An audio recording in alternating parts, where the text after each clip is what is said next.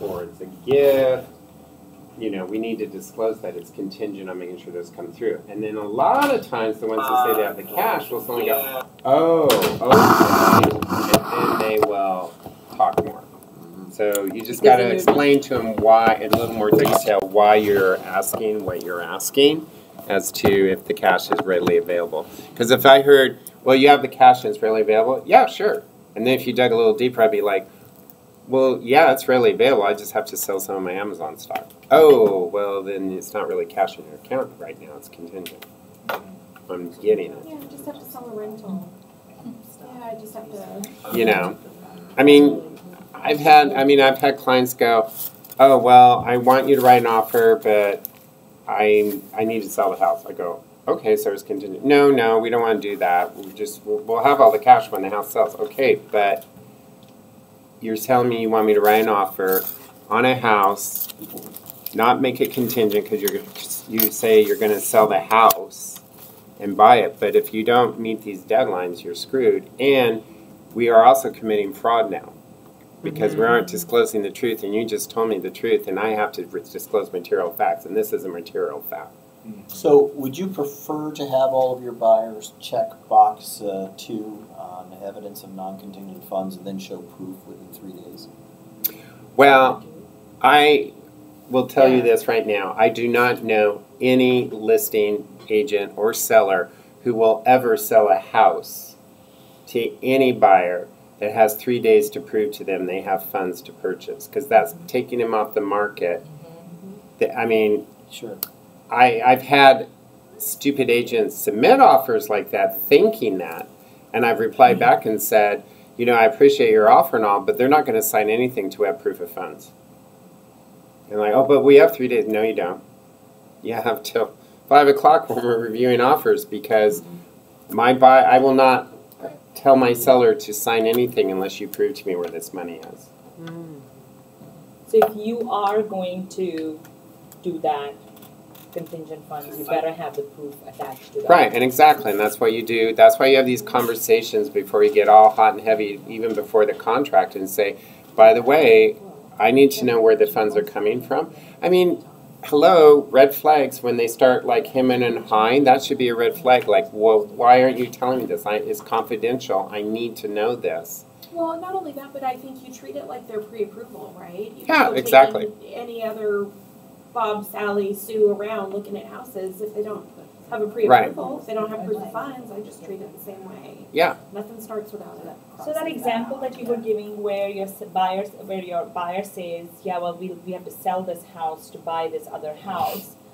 What if they say, let's waive financing and let's just put us as cash offer and we'll take the risk? What if we lose our earnest money? Are we then still not disclosing facts? Like, what if I made it like not contingent to financing, I put $50,000 down, and that's what the buyer wants to do? What's your earnest? You lied. You still lied? You're lying, because they just told you this whole other scenario they don't want you to tell the seller. And so I'm just saying, here's what happens, okay? Your seller might say, well, let's just do the offer this way, but this is what we're really going to do, but we know it's going to look stronger if we do it this way. Well, if everything works right and you close, you're fine. But here's the thing. If they find out that you lied about your source of funds or whatever because things go south and your client suddenly says, oh, by the way, well, that's fine. They can have my earnest money. I knew that would happen. Well, guess what? They can sue your client for more in earnest money than for damages because you've lied. And then they can come after you, the agent, also because you participated in the lie. It also says in paragraph A of the purchase and sale, it covers that right there. It says, buyer shall pay to seller purchase price, including earnest money and cash at closing, unless otherwise specified. Buyer represents that buyer has sufficient funds to close in accordance with this agreement and is not relying on any contingent source of funds. Yeah. Yeah. So Unless you're representing you that you have the cash unless you use the 22. But what I'm trying to answer here is this is beyond financing. This means that if ever you work with a seller and you participate with that seller to make your offer more desirable or whatever, and now it can't close, You're in trouble. You're in trouble because your seller lied. You mean you work with the buyer? Your buyer. Or no, your buyer lied to the seller. And now the clause that says that they're only liable for earnest money is thrown out in the courts. And they can now sue your client for fraud. And you as the agent, too, to not know, so you can't well, claim, no. I don't know, 'cause you well, should know. no, and then they will come after you as the agent and sue you too. Okay, how do we know? If they say to me, I have $1 million in my account, I can buy this house, how do I know that? Ask because you ask for the You say, I need to see the source of funds Yeah. before I Because write you're this. saying that you have verified that they have the Yeah. money to close. And Yeah. they can black out their account number. Yeah. and any You, pertinent they just have to have their information, name on have to it, have and you their want name to see the lending And the institution. date. But yeah, if your client says, I got all this cash, why would you write an offer without knowing where the cash is to make sure it's legitimate? Or spend all that time looking. I wrote an offer like that for a client. How'd He it go? produced the money, closed. You're lucky. Yeah. He had the money. Similar situation. I mean, I see these people, they're legit, they have this big, huge house. He tells me he has the Means money, nothing. we write the offer, and he had the money, we bought it Yeah. cash. But what I'm saying is, like, in a situation like that, I mean, we go by what they're telling us.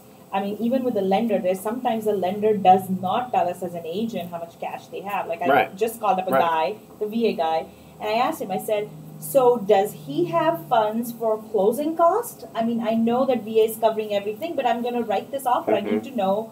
I don't want to write an offer and then for him to come back and say, oh yeah, but I don't have closing costs, so you're going to help me. Mm-hmm. That's typical of what happens to me almost Right. like every day. So I'm asking this guy, Mm-hmm. and he's like, yeah, I mean, otherwise he wouldn't have gotten this pre-approval. I'm like, okay, but did you verify that he has, you told me 5,500 is what he needs. I can't share that with you. I asked for it. But ask I wanna your see client. If they want, if you're in a multiple, well, But what I'm It trying to just makes say you is, like, stronger. as an agent, we are going by what they're telling us. Like, if Right. I asked him, do you have $3,000 to And he put as says an yes. earnest money because this money is going to be required within Right. 48 hours? It's available, right? Yeah. I always ask for a bank statement to put in with the offer. Always. And you Well, get it? not almost always, yeah.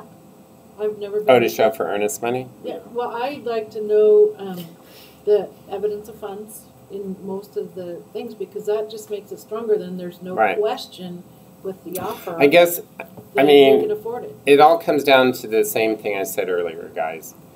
Don't submit an offer until you have proof in front of you.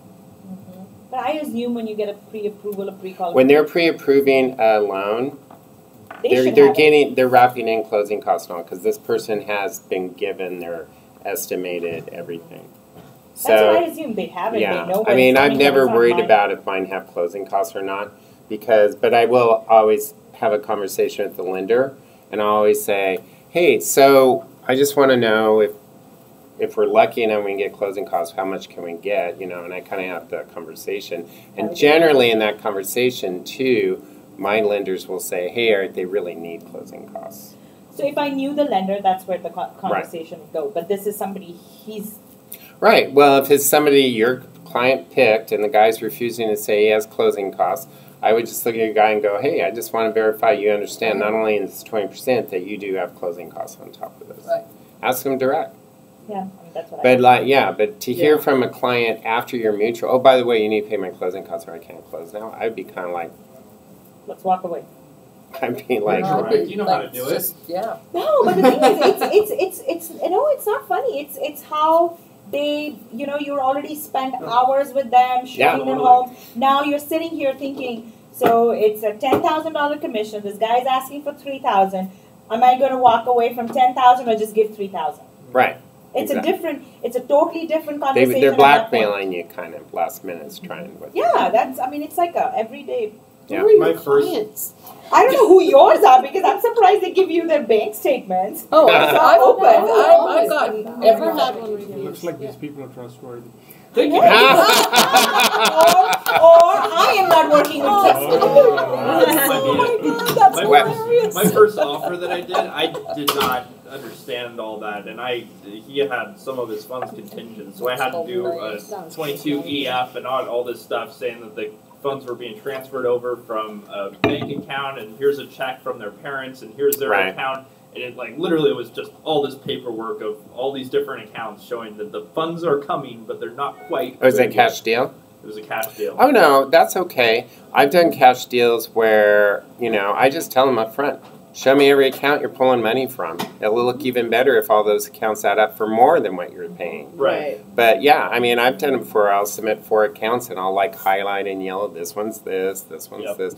So that then it's easier for them to look really quick where the cash is, and they'll add it all up and go, yep, they got all the cash. I think it's important too to have those conversations with the lenders, and I tell my team, always verify the financial terms, just to start a conversation. Yeah. Because, for example, my clients that had a bunch of cash, well, part of their deal and their interest rate was a certain amount of reserves. Right. So if I see $300,000 in the bank, that doesn't necessarily mean that we can just go up to using $300,000, because if we remove those, It does if they're buying a $300,000 house well, and they just show you one account with $300,000, it means they're clearing it out. well, exactly. And if the lender has given them a rate and a pre-approval based on a certain amount of reserves, and the clients don't always understand that. As a matter of fact, clients most often Well, you know don't what? understand it. Brandy, I think you're digging deeper than you need to. It's like you just need to see there's cash there for what they say they're going to say. I wouldn't worry about talking to them, well, now can you take it all this much out because will that change your rate and interest rate with that? That's for them to discuss with their lender. That's the lender's job. Well, I'm just saying I have that conversation with the lender, right? Even then I wouldn't worry about it with the lender. I would still be, Really? no, it's I like, just feel like they don't understand. But that's not your. it's not you're getting too involved. You got to remember. If I hear a discrepancy between what the client says Right, and what the lender says, then I have them go back to the lender and get clarification. Yeah, no, and that's But fair. I do double check because I feel like most of the time they're talking Chinese. Like, clients don't understand lending guidelines. Like, they just don't. Right, but again, never try to explain lending guidelines to your client, because agency law says as soon as you take on a task, that means you're the expert and they're relying on everything you say is correct. So as soon as you dive into questions and answers and explaining the loan type and the lending and all this, I'm not you talking don't. about that at all. I'm saying I have found little things like that and just open and honest communication with the lenders and not assuming that what the client's saying no. is necessary. Well, I always call my lender and just say, hey, are they going to be able to close? Because I would like to do this and this and this. Do you think it's possible with them still to close? Mm-hmm. I'll have those conversations. I rarely, I get into nitty-gritty, asking, well, if they take all that money out, can they do that still? I don't worry about that, because you know what? That's the lender's problem. I got their pre-approval. It says they can do it. They've assured me no problem, we'll be able to close. My example is the clients have $300,000 in the bank, and so they fell in love with this house and wanted to just increase what they had originally said and pay more cash. Yeah. Had I not had the conversation with the lender and just verified, I would have written an offer and spent reserves that they needed that they didn't know they needed for their interest rate, because they didn't hear Again, that I part. wouldn't worry about it. You happen to find it, but again, if they told me they had $300,000 in the bank, I'm not going to worry about it. I'm like, they got to take some responsibility, the buyer. My whole thing is, great, you got $300,000 down, I'm going to get my commission, I'm going to get them in there, and I'm doing my job. Now, after the fact, if they say, oh, well, we just found out we have to leave, $80,000 in this as a reserve, we can't buy the house now. It's like, well, I'm sorry, you should have figured that out. You should know your own accounts. You're still buying the house, clear it out. $300,000. Yep. You wanted it. I mean, at what point are you It's not your responsibility, is what I'm trying money. to say, Brandy. It's not your responsibility. Understanding. No, No. it's not your. Okay. Fair Their enough. financial picture is up to do with their lender. Period. And be willing Don't to walk get away involved. from clients. If they're Be signing willing to that walk paperwork away. saying that they have those funds, and if you require them to show that they have those funds and they have the funds, Yeah, then you you've done write your the due offer. diligence, and And you know can send them what? an offer. In that situation, it's like they love the house so much, then close the account and put the $300 in your house. You'll probably make more equity off of that savings account. All right, I can worry a little less, I think. think. Well, I think you need to because I'm bringing it back to agency law. Just like we say, don't tell them if it's a good resale certificate. They got to make a decision. Right. It's the same thing. You start advising them and you just got involved in all this with the lender. Eric. It's Well, no, you asking are. questions. No, but it's advising when you got involved. Because you're advising your client, well, I want to make sure you can take all 300,000, and now you talk to the lender, and they're like, well, this, and then you hear this from this. What if you got misinformation along the way, anywhere along it, and now this whole deal fell apart, and now that buyer's pissed at you because you got them convinced they couldn't get the house when the lender after the fact says, no, this was totally fine, you could have got it. No. See what I'm saying? You take on, buyers, agents take on a hell of a lot more responsibility than you need to, and it can blow up in your face big time. You have a lender, that lender so says... don't verify terms with the, like, so where in the I process guess my am I question going to you, wrong? Brandy, is Crossing what are the you line. verifying? You have a client who says, I have 300,000 cash. They show you a bank account, 300,000 to put more down on their loan. You're fine. You call the lender and say, hey, we're going to buy this house now that's 800 instead of 500, but they said they had this 300,000 in cash. I just want to get an okay. And they say, it's fine. You don't need to have all these conversations. It's not fine. What? The buyer thinks it's fine. But then Lender if you says, call no, they need to have but if you reserves. call the lender and say, yeah, That's and they your say, no, client. it's not fine, then you say, you need to talk to your lender. Okay, that's what I But my do. whole thing is that if they're going to change a lot of things in the loan program, I'll just run by the lender and say, hey, we're going to change this. Is that cool? But that's all I ever say. I'm not going to worry about, can they take all that out of their account? I'm not going to ask them that question. And that's my concern is you're asking those questions because that's digging too much information. Okay. Let's move on. So I you're- think that what I was doing was saying, we found the house, I need an updated pre-approval letter. Yeah. Right? Yeah, and then you Okay. did, and they said we can't do it. What are the terms? Right. That's fine. So had I not asked and had I just written the letter and used a generic pre-approval. Well, you couldn't because a generic pre-approval would have been inaccurate because you would have given a pre-approval that wasn't for enough. That's true. Because so That's true. you had to That's ask true. for a new pre-approval. Doesn't the pre-approval come from the lender? I mean, you Yeah. write it, you So just write it up basically, on your- yes, you're fine. No, you don't. You did right. Yeah, oh, I God. misunderstood I your know, that's question. what You were I'm right. saying. Okay. But that brings up a good question. There are lenders who will say, well, here, I'm just going to send you this Word doc because sometimes I'm busy on the weekends. So if you need to change the pre-approval, go ahead. No in hell. There are lenders who do that. Do not do that. You go to the lender and make them do it and them send it. Okay. Because those lenders doing that are breaking the law. On a generic pre-approval. Yes. And I've had and it used to be a lot more often than it is now. But there are lenders out there still that will send it to you and say, "Well, yeah, here it is." Because I'll call lenders and say sometimes I'll go, "Well, I want one for $425, I want one for $450, and I want one for $550, depending on the kind of what I'm doing." And they'll say, "Well, here, I'll just send this off to you, and it's edible. You just put in what you need when you need it, because that way it'll make it faster for you." Wow. Lenders will do that because sometimes I will want 3 pre-approvals going in the weekend because I know on the type of homes we're on and scenarios how much I want to show maybe. You don't ever edit a pre-approval because you can get in big trouble and they can get in big trouble. You would throw that right back to the lender and say, you know what? Make me 4 pre-approvals right now if you're out of the weekend with various amounts, so I'm ready to go. And I'm sorry, I don't. Why would you need 3 letters? I mean, yeah, you're. All right, looking at here's the why. bonds. Okay, we're looking at houses, okay? Uh-huh. If I'm in a multiple offer situation, I would say, hey, I want the pre-approval that says you're pre-approved up to $600,000, even though it's a $400,000 house, because I want them to realize you're so strong, you could be actually getting a lot more loan, right? Yes. That same house, we're the only offer. I don't want to show them I'm pre-approved to $600,000 because they're going to go, these guys can come up in price, these guys can do things. No, I want that pre-approval to show exactly the price on that house.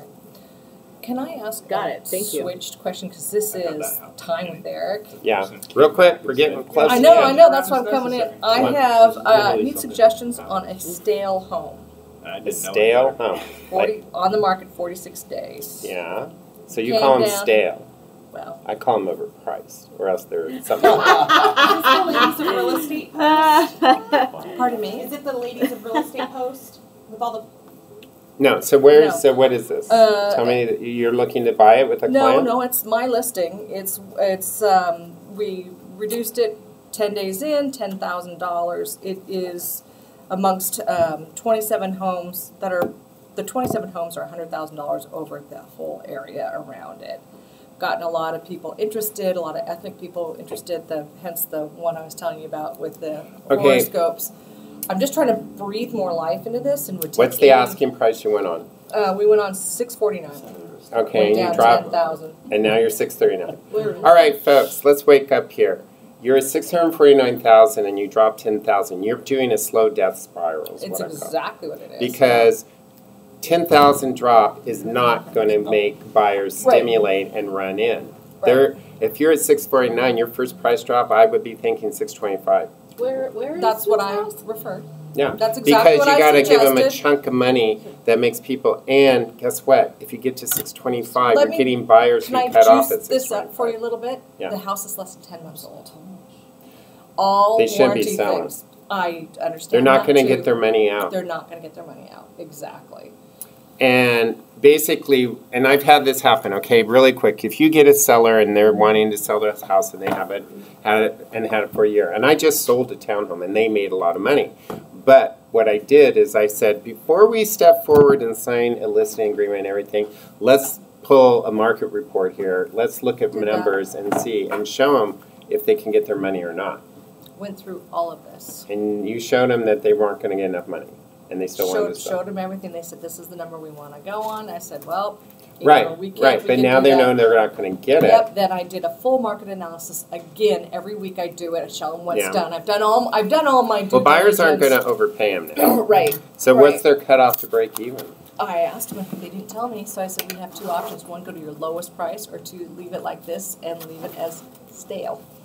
Basically, and then appointment only too, which is the other problem. Yeah, I mean, how bad do you want to work on this listing? I pretty much, given my time, I am, then get rid of them. Negative. Yeah. Dump them. So you don't have to stick with the listing, folks. You can cancel listings if you don't like the client and they're not working on your behalf. Because does it look good for you to have someone who's doing slow death spiral for 6 months? I think a lot of that is in the pre-initial conversation. Yeah. Oh, right? I've had plenty with, and I think, but I guess honestly, my advice, I thought these people were a little bit more intelligent than they actually are. Yeah, no. Why did they want to sell it owning 2 months? Because they bought in an area that was further north, Snohomish, and they don't like their life commute. Is in Woodinville. Yeah. Yeah. Well, that's not your fault. It's not my fault. I would have just. I mean, I'll be really upfront. If I'm working with a client at the beginning, like this guy I just sold, I mean, I told him, I said, well, I know you want to sell, but before we sell, I got to make sure we have enough of a cushion we're going to be able to sell it. And then with him, I did. Thing, yeah. But it sounds like you didn't have a realistic seller from the beginning when you talked to him about price. And you needed to make a decision then. If you have a seller that's sitting there and telling you right up front, and I had that happen before, where the seller's like, I know everything Eric says that, we should sell this at $525, but I want it $500 because I did all these upgrades and all this. So what? It's not going to sell. Well, no, then you know what I did? And I did it with this one seller. I said, fine, but here's what we're going to agree to before we do anything else. I'm going to talk to all the agents, and if I got a lot of negative feedback in those first 2 days, this kind of market, you're going to have to do a serious price drop, and this is the price drop we're going to do, and we're all going to agree to this right up front now, and you're going to sign these, and you're going to sign these price drops right now, because I'm not going to waste my time on a slow death spiral because you think that's going to make you money, because you've got about 2 weeks, and you've been on the market how long? 42 days. 42 days. Have other things sold in that area? This slowed way down. Way, yeah. I mean, it just like screeched to a halt. Well, no, I think buyers are letting things slow down. I don't think, I think we are really beginning the shift, folks. I agree. Just to say last night. And I just think, and it's going to be force, and it's a force exactly like we said, and it will be buyers will get fatigued enough that they'll pull out enough, and then that's going to force, and it's not like they're going to get these huge, everything's going to be 25,000, percent less next year. It's like it's going to just level out and get some adjustments. and inventory will build up a needs to little. adjust. People, the price wars were going crazy, and some Right. of my houses were selling for 50, In this 60,000. particular area, I mean, I can tell you everything that's on the market, what it's sold, what it hasn't sold for. Stop the stream. It, it actually, the price was right to begin with. Unfortunately, they didn't